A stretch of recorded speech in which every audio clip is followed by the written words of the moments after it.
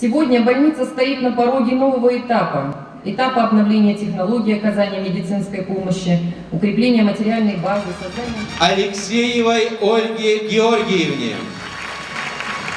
Отличник здравоохранения, стаж работы в больнице 35 лет.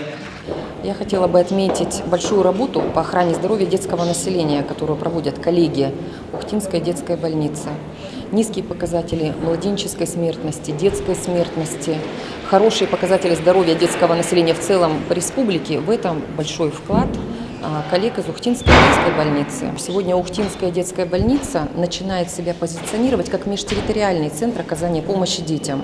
Специалисты Ухтинской детской больницы принимают участие в диспансеризации детского населения близлежащих территорий Сосногорска, Троицко-Печорского района. Это моя больница.